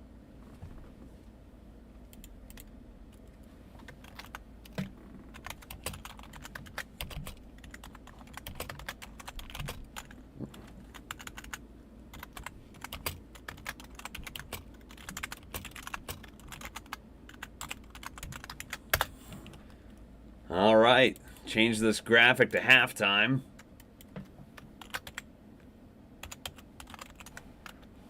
It's a little tricky typing around my microphone here. That's why I sometimes mistype something. But yeah, kind of reviewing the league this week 18. Not a lot of stories to talk about. Most of the playoff spots were clinched, just a little bit of seeding, and then we had that AFC spot that needed to be the wild card needed to be solidified, and then we needed to figure out Bucks and Falcons who was going to win that division. Falcons could not pull it off against Carolina, so it didn't matter, but the Bucks were trying really hard to lose to the Saints. I was like, wouldn't it be hilarious if the Bucks lost to the Saints, but the Falcons couldn't pull it off against the Panthers? But it didn't end up mattering because the Bucks pulled it off anyway. So taking a look at the score rundown, we've got the Ravens were able to take care of business against the Browns 35-10 and clinch the NFC North and the number 3 seed in the AFC. The Bengals on Saturday kept their playoff hopes alive by beating Pittsburgh 19-17. Pittsburgh finished the season on a lose-4 streak. Carolina with that upset over Atlanta in overtime, 44-38. Quite the exciting game. The Commanders hold on to beat Dallas and were able to hold on to the number 6 seed because of that. The Bears win on a walk-off field goal against the Packers. Packers stay at the 7th seed. Wouldn't have mattered anyway because the Commanders won. So regardless of the outcome of that game, it would have been Commanders 6, Packers 7. Colts didn't pay attention to this game at all. Won in overtime against Jacksonville, 26-23. We've got the Patriots upsetting the Bills, but that's really playing against the Bills' backups. So not really indicative of what the actual Bills team would have done in this situation. Joe Milton III got the start over Drake May. I wasn't paying attention to see if that was due to injury or if that was due to or if that was due to just trying to preserve Drake May.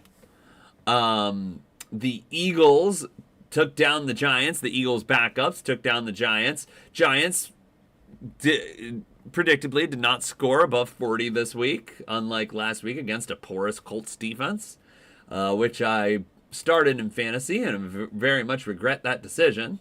The Bucks took care of business against the Saints. Even though it was looking really iffy there for a while, the Saints had a 13-3 lead and a 19-13 lead. But the Bucks able to pull it off. And then the Texans won against the Titans. At least you're getting a victory going into the postseason. They will be hosting the game against the Chargers, and I really think the Chargers are going to pull that one off. Because I am just not convinced about this Texans team. They've looked sluggish the second half of the and really all year. They haven't been that explosive team they were last year. Now, you never know. Playoffs, sometimes players get hot. And the Texans are at home, so it's not a guarantee for the Chargers. And the Chargers do tend to blow leads, but maybe they're a new team under Jim Harbaugh, and that's a story in of itself. Jim Harbaugh in his first season as the coach of the Chargers takes them to the playoffs. Can't win the division because you're going up against Patrick Mahomes there. But yeah, they finished 11-6, very respectable, and the top wild card in the AFC. And if we look at the other records, yeah, I mean, okay. So the Ravens, Bills, and Chiefs all got more wins than them, but they would have been they're a better record than the Texans. So they did better than one of the division winners. So looking at these scores again, in another meaningless game, the Cardinals put up 47 against San Francisco. So San Francisco puts up their defense allows 240 burgers in back-to-back weeks to end the season. And then the one that surprised me a lot, like I thought that Kansas City, if they were actually trying in that game, were actually going to put up a bit of a fight, but Denver still probably was going to win it. I was not expecting 38-0. So yeah, I mean, maybe I'd have to watch the highlights, but maybe the Chiefs just weren't trying in that one. And then the Rams, this is significant. They fall from the 3rd seed to the 4th seed because they could not beat Seattle. And then the Chargers beat the Raiders, and that's kind of inconsequential. They just kind of hold on to the top wild card spot.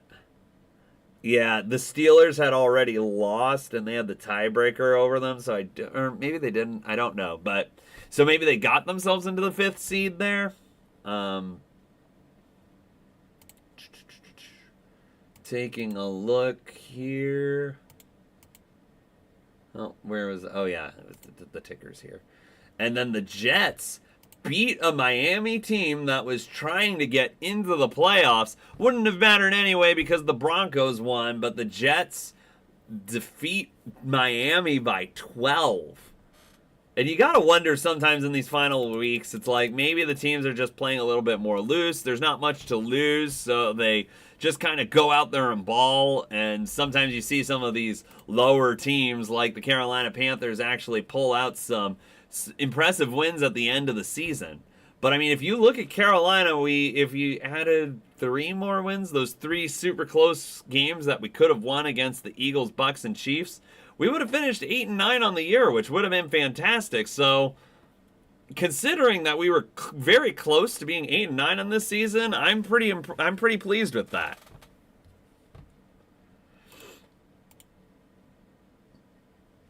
But yeah, that is a roundup around the league, and just talking about this game a little bit, we can do a bit of a stats roundup here. So let's take a refresh on these stats.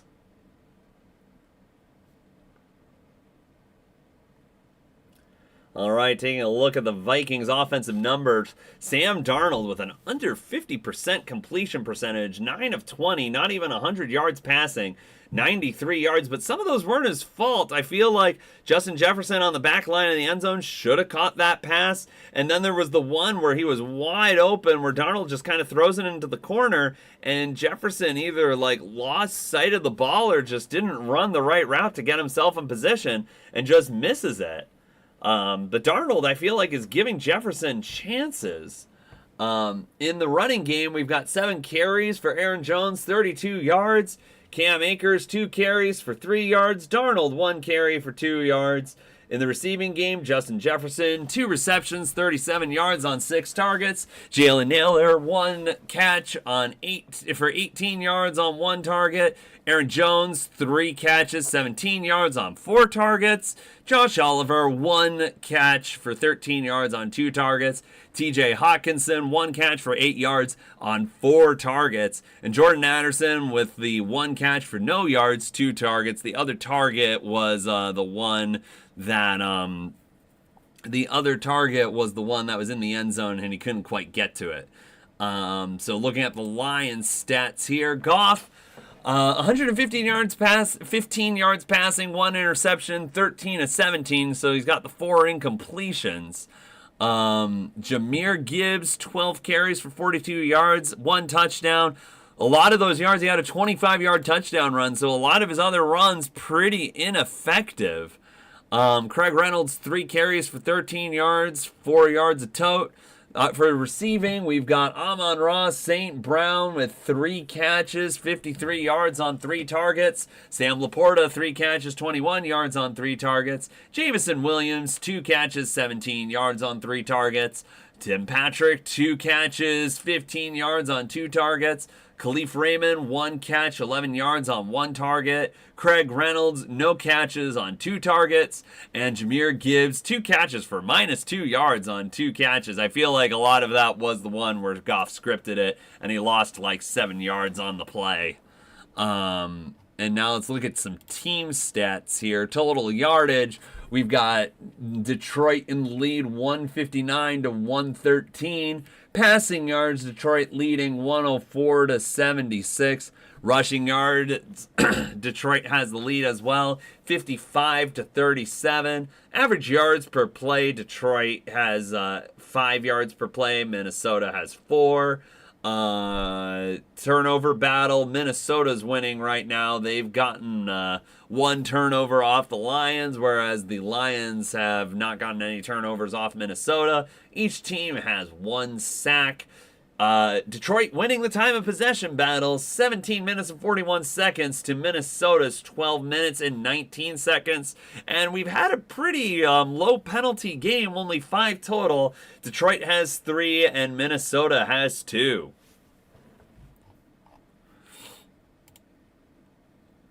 Take a look at the numbers here for the streams. Only 6 views. Yeah, maybe the YouTube algorithm is deprioritizing me a bit.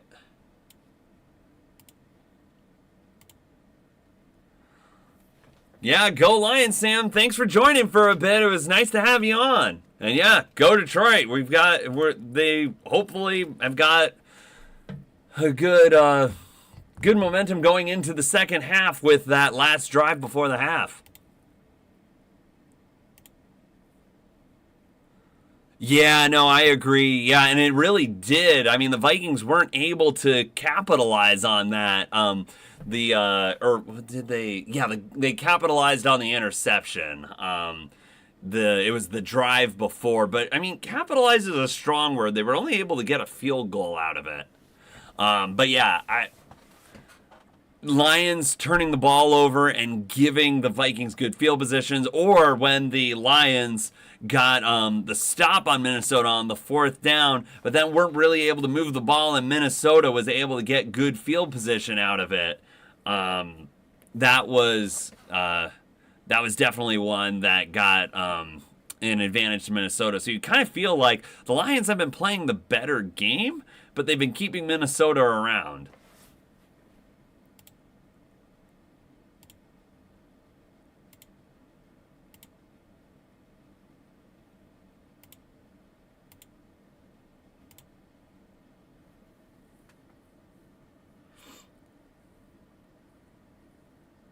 Yeah, no, definitely. So who are you pulling for in this game? I'm not a huge Vikings fan, so I'm pulling for Detroit here.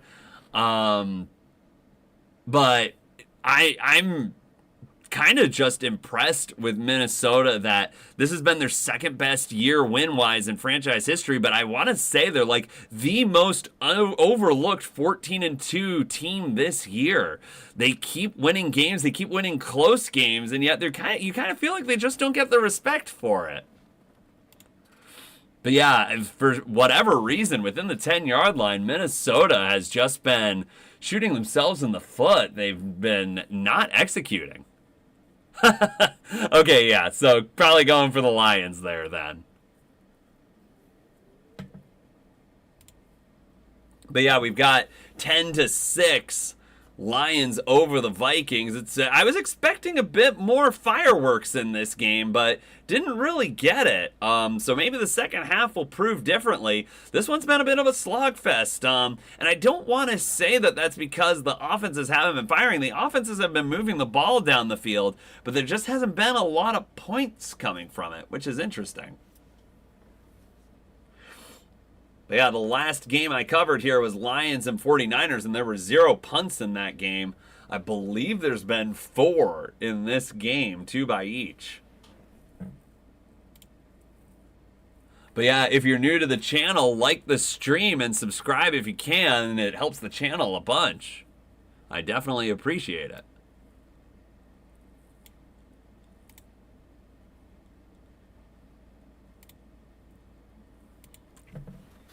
We're going to see the Vikings come out with the ball to start the half.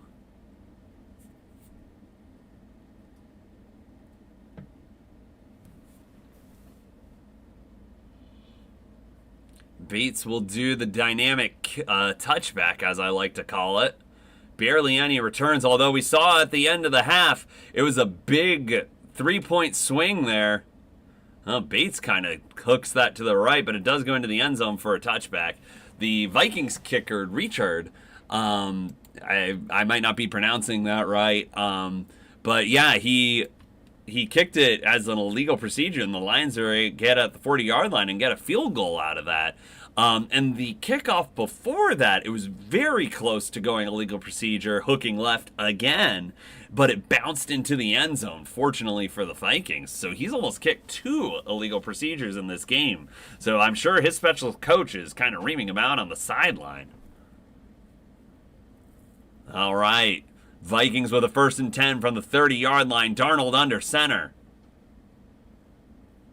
Hawkinson in motion. Hands it off to Cam Akers. Pushing forward, gets it to about the 32 for a 2-yard gain. Got to update my graphic. We are officially in the 3rd quarter now.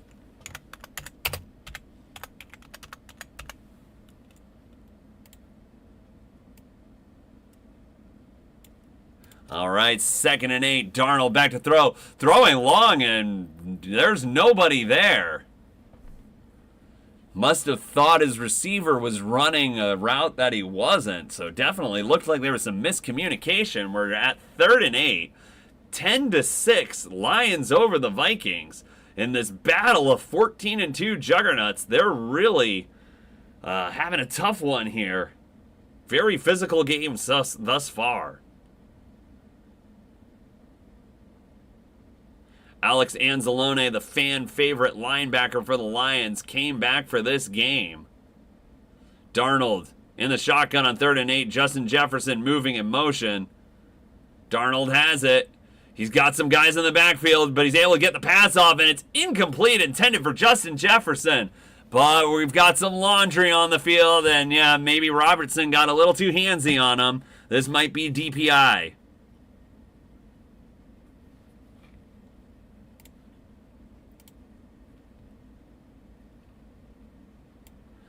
They're calling it illegal contact, so that's just a 5-yard penalty, not a spot foul. But it doesn't really matter. It was kind of at the first down marker, so it's a difference of 3 yards. But it is still an automatic first down.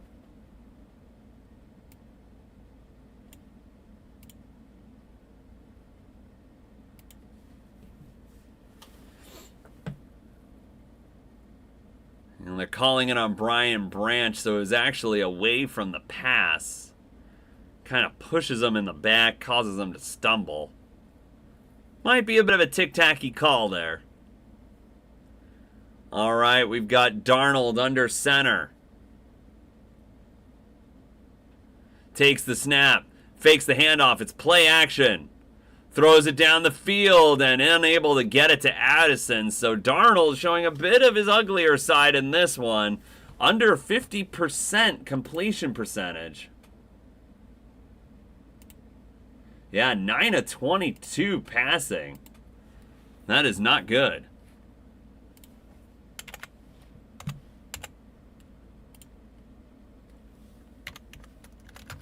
Yeah, it's a 41% completion percentage. All right, 2nd and 10. Darnold under center at his own 37-yard line. Addison moved in motion. It's Cam Akers with a big hole. Cam Akers across the 40, across the 30, across the 20. And Kirby Joseph brings him down at the 5-yard line. Huge run by Cam Akers, and it sets up a 1st and goal for the Minnesota Vikings. Wow, what a hole. He just sprints through it, and there's open green, and it's just a foot race between Cam Akers and Kirby Joseph, the hero from the Vikings defense from the last game against the 49ers. Cam Akers catches up to him and gets him down. It might be the 6-yard line. No, they call it the 5. 1st and goal for Minnesota.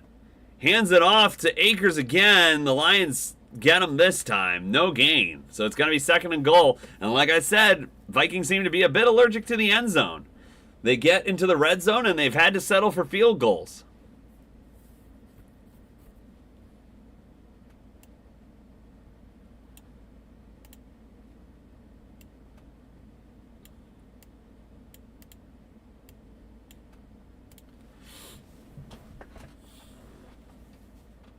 All right, so Darnold comes out, 2nd and goal. Looks like Aaron Jones is back in. Throws it to him in the flat, but the Lions read it. Get him down at the 2. So it's a 3-yard gain. Looked like he might have had the angle for a second, but a good play by Jack Campbell. Able to keep him out of the end zone.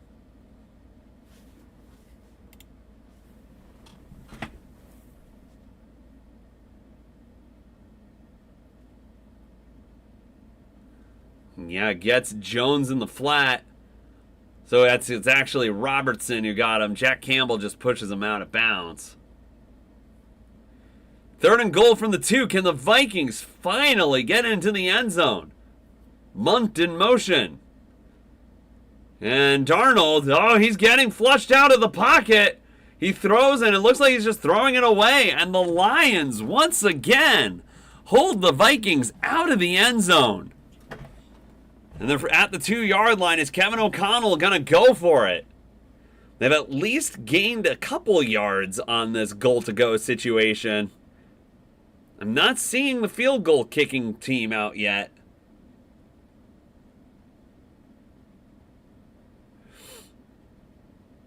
Looks like they're keeping the offense on the field. Didn't work last time. Can Minnesota get it in this time? From the Lions' 2-yard line. Darnold in the shotgun with Aaron Jones out to his left.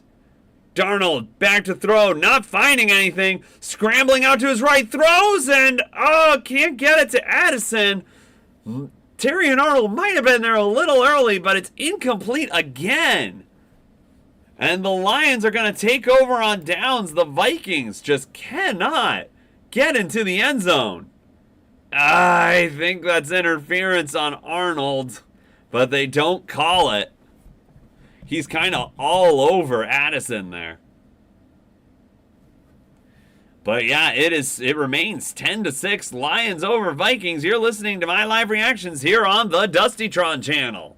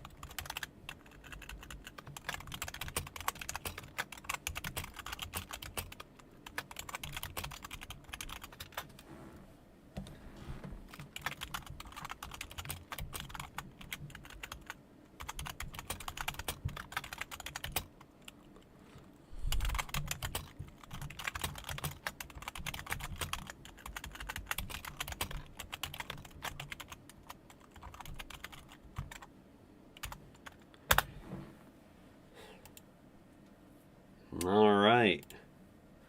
Third quarter, 10-6. First overall seed in the playoffs on the line here.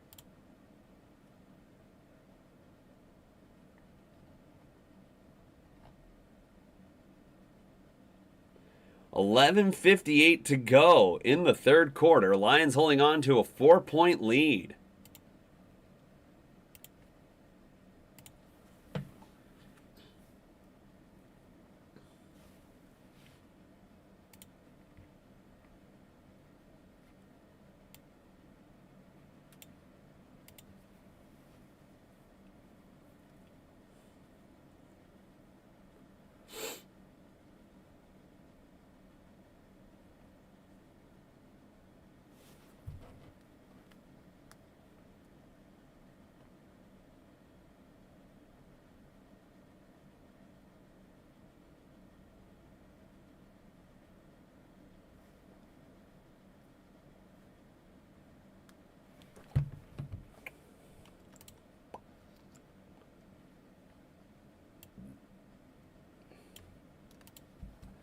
All right, we're going to get to see the Lions offense here at their own 2-yard line. Goff almost had a safety left. Like Goff going long and is intercepted by Harrison Smith. Was trying to go for Jamison Williams, but way overthrew him. And Harrison Smith makes the easy interception. That is a arm punt there. And the Vikings offense is going to come right back on the field. What is going on here? Yeah, usually when you see Goff chuck it long, you see Jamison Williams like 5 yards past the corner and nobody there, but the person who was there was Harrison Smith. Oh, he might have gotten his arm hit a little bit there and it threw the ball off. But yeah, Harrison Smith makes a pretty easy interception there on the Vikings. Honestly, if the Vikings had just taken field goals on all these drives, they'd be up 12-10, and then they would be having the ball again here. So they've left 6 points on the field. But they get this at their own 46-yard line. Aaron Jones gets the rock, and he's across the 50-yard line to about the 46. Believe that's going to be a 2nd and 3, and we've got a Lions player down. That's Terry and Arnold. Lions can't really deal with any more injuries. They're starting to get some players back, but this is getting a little rough.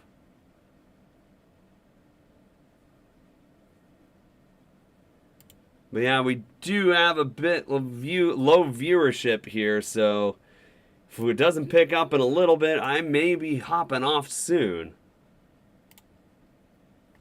11:39 left in the third quarter. Detroit beating Minnesota 10-6 as they look at Terry and Arnold on the field. Hope it's not a bad injury. Looked like he was grabbing his ankle.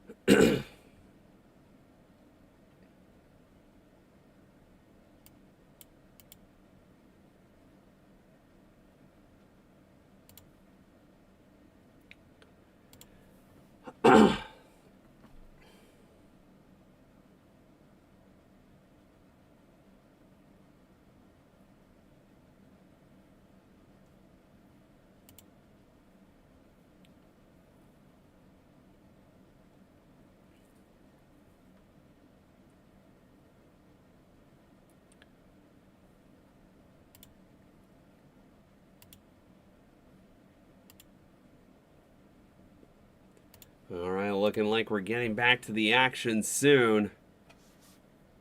Minnesota trails Detroit 10-6.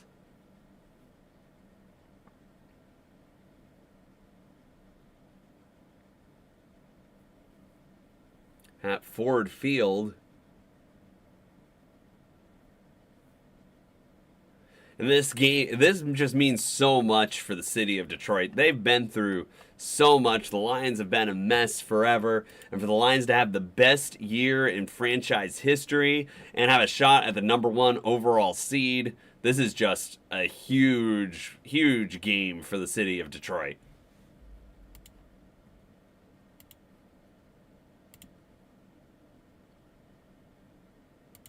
It's Terry and Arnold. They got him off the field.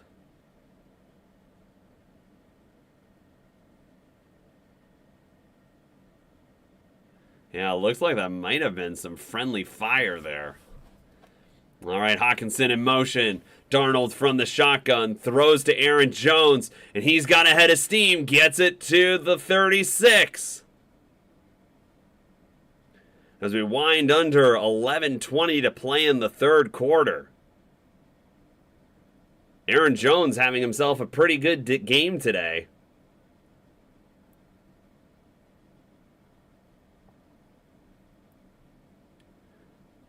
We go under 11 minutes to play in the third. 10-6 Lions over the Vikings. Darnold under center. Takes the snap. Fakes to Aaron Jones. Has Lions in the back. Oh, it's almost intercepted. I don't know who Darnold was going for there, but Zadarius Smith very nearly picks off that pass that Darnold was just trying to ground to who knows who. There was nobody there. But I think since Zadarius Smith almost caught that. Okay, no, they are throwing the flag for intentional grounding. So that's going against Darnold.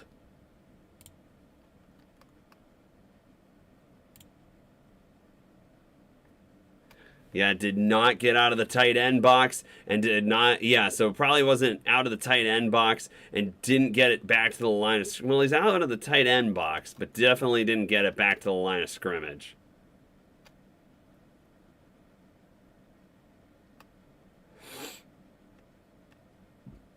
So the Lions defense, after playing a miserable game against San Francisco, have only given up 6 points. Now the problem is they came to play, but the Lions offense hasn't, only putting up 10. So we've got a 2nd and 23 after the intentional grounding. Minnesota at the 50-yard line.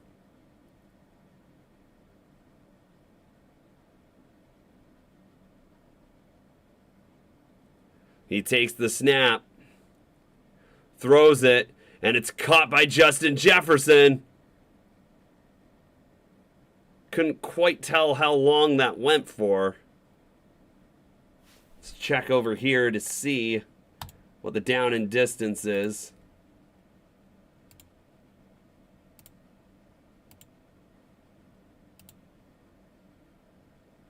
Looks like he got it to about the 40-yard line, so it might have been a gain of 10.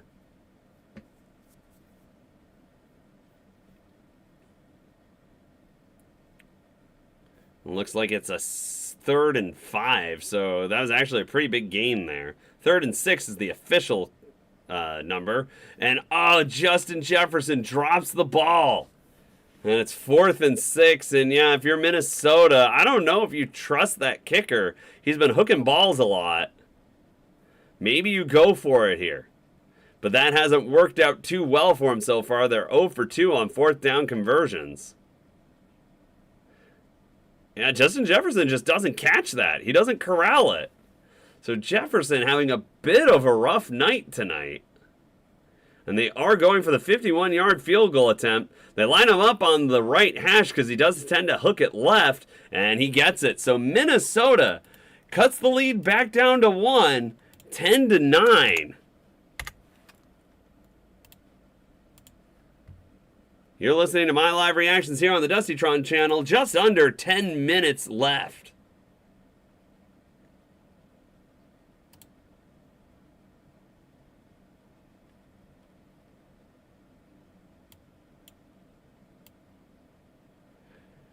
All right.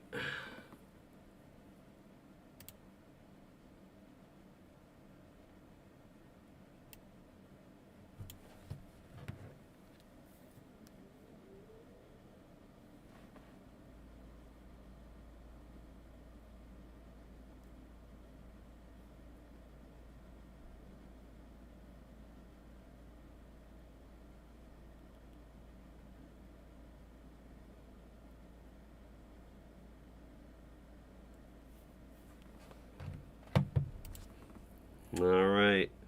And yeah, just to review the playoff matchups that are coming up, it's the Chargers at the Texans.